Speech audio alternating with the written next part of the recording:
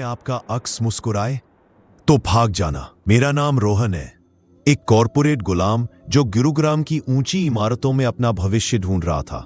मैं लॉजिक और डेडलाइन में यकीन करता था, भूत प्रेत में नहीं। मेरे लिए हर चीज का एक कारण होता था। पर ग्लासफोर्ड टावर्स की लिफ्ट ने मेरे हर यकीन को तोड़ दिया। वो सिर्फ स्टील और शीशे का डब्बा नहीं था, वो एक दरवाजा था। एक ऐसा दरवाजा जिसके उस पार मेरा ही एक रूप रहता था, जो मुझसे ज्यादा सब्र वाला। लेकिन वो आईने, वो अब मेरे दोस्त नहीं रहे। ज्यादा भूखा और ज्यादा शैतानी था। वो आईनों में रहता था और मेरा इंतजार करता था एक गलती का। लिफ्ट में अकेले हो तो ये गलती मत करना।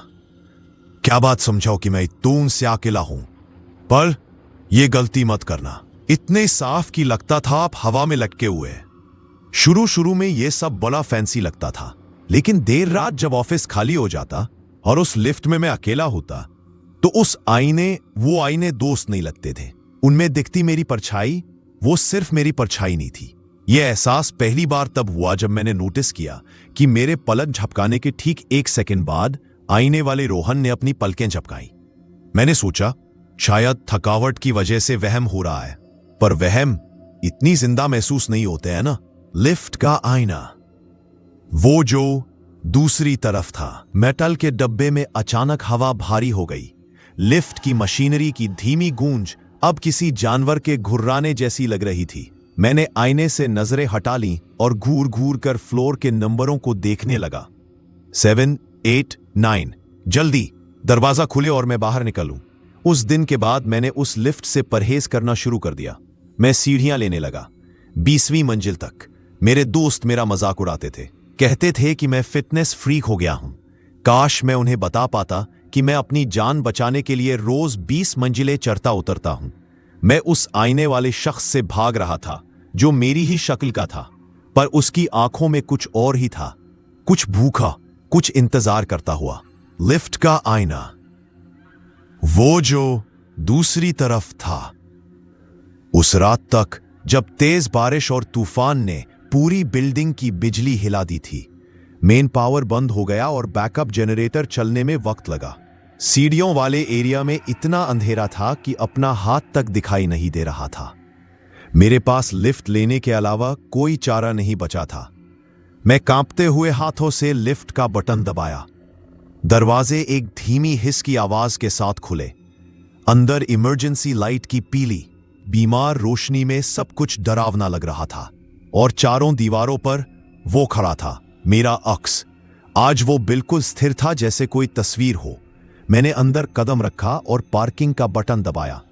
दरवाजे बंद हो गए और उस खामोशी में मुझे सिर्फ अपने दिल की धड़कन और बारिश की बौछारों की आवाज आ रही थी। मैंने हिम्मत करके आईने में देखा। वो मुझे ही देख रहा था। उसकी आंखों में ना कोई हरकत थी, ना कोई भाव, बस एक खालीपन। पर मुझे पता था वो जाग रहा है, वो मुझे देख रहा है। दोस्तों, अगर आप अभी तक ये कहानी सुन रहे हैं तो प्लीज इस वीडियो को लाइक करें और हमारे चैनल को सब्सक्राइब जरूर करें। लिफ्ट का आईना। लिफ्ट नीचे जाने लगी। हर फ्लोर पार होने पर एक डिंग की आवाज गूंजती जो उस भयानक चुप्पी को और गहरा कर देती। 15, 14, 13। मैं सांस रोके बस डिजिटल डिस्प्ले को देख रहा था। तभी एक जोर का झटका लगा और लिफ्ट रुक गई। इमरजेंसी लाइट एक पल के लिए झपकी और फिर बंद हो गई। घना पूरा अंधेरा।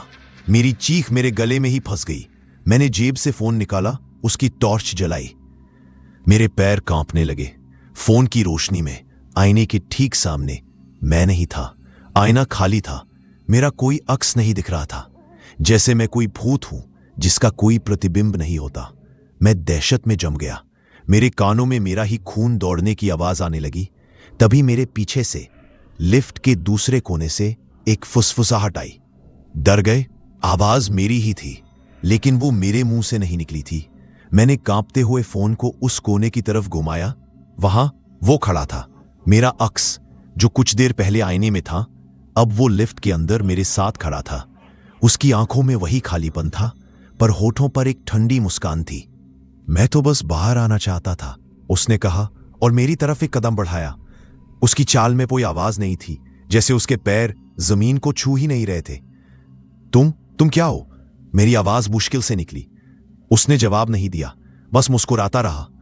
तभी लिफ्ट की इमरजेंसी लाइट फिर से जल उठी, पीली और धुंधली, और लिफ्ट ने फिर से नीचे जाना शुरू कर दिया। एक भयानक डिंग की आवाज आई। दरवाजा खुल रहा था। मैंने फ्लोर इंडिकेटर देखा, पी, पार्किंग। मैं बच गया। जैसे ही दरवाजा आधा खुला, मैं अपनी पूरी ताकत से बाहर की ओर भागा। मैंने पीछे मुड़कर नहीं देखा। मुझे बस उस लिफ्ट से, उस चीज से दूर जाना था। मैं भागता हुआ अपनी कार के पास पहुंचा, हाफ रहा था, पसीने में भीगा हुआ। मैंने जल्दी से कार स्टार्ट की और बिल्डिंग से बाहर निकल गया। उस रात मुझे नींद नहीं आई। मैं बस उस मुस्कान के बारे में सोचता रहा। अगली सुबह मैंने फैसला किया कि मैं ये नौकरी छोड़ दूंगा। मैं उस बिल्डिंग में दोबारा कदम नहीं रखूंगा। मैंने अपना इस्तीफा टाइप किया और उसे ईमेल करने ही वाला था कि मेरे फोन पर एक मैसेज आया। ये मेरे बॉस का था। लिखा था, Rohan, where are you? You left your laptop and bag in the lift last night. The security guard found it. मेरा दिल बैठ गया। मेरा बैग और लैपटॉप, वो तो मेरे साथ कार में थे। मेरे हाथ कांपने लगे। मैंने पीछे सीट पर देखा, वहां कुछ नहीं था, सब खाली था। वो बैग, वो लैपटॉप, वो तो मेरे साथ ही थे। तो फिर लिफ्ट में क्या मिला? और अगर मेरा सामान वहां है, तो कल रात उस लिफ्ट से बाहर कौन भागा था? यह एहसास किसी बर्फीले खंजर की तरह मेरे सीने में उतर गया। कल रात जब लिफ्ट का दरवाजा खुला था, मैं बाहर नहीं भागा था, वो भागा था। मेरा अक्स, मेरी परछाई, जो अब मेरी जगह ले चुकी थी। और मैं कहा था। मैंने घबराकर अपने हाथ देखे। उनमें से एक धुंधली सी रोशनी आर पार हो रही थी। मैंने अपने आसपास देखा। मैं अपनी कार में नहीं था, मैं उसी लिफ्ट के अंदर था, लेकिन सब कुछ उल्टा था। मेरे पास लिफ्ट लेने के अलावा कोई चारा नहीं बचा था। पॉज। और चारों दीवारों पर वो खड़ा था, शीशे जैसा।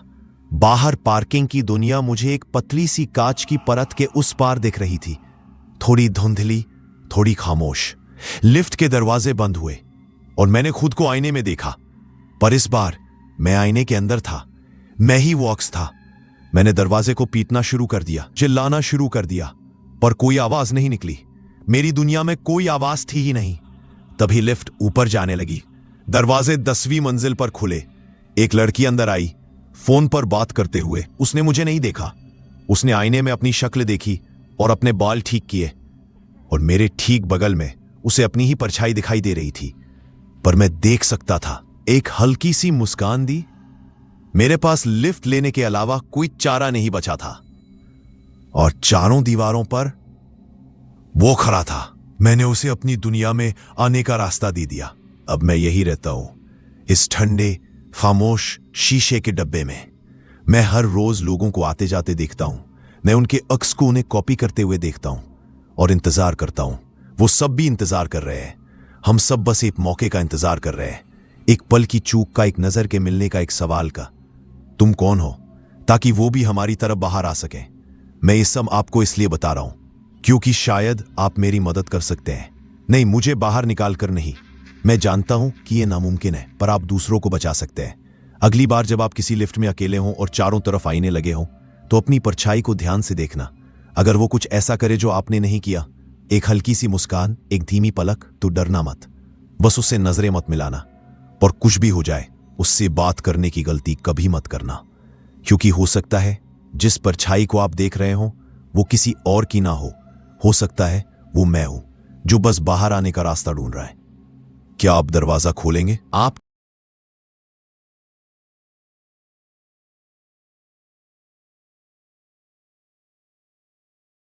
मेरी कहानी सुनी इसके लिए बहुत धन्यवाद।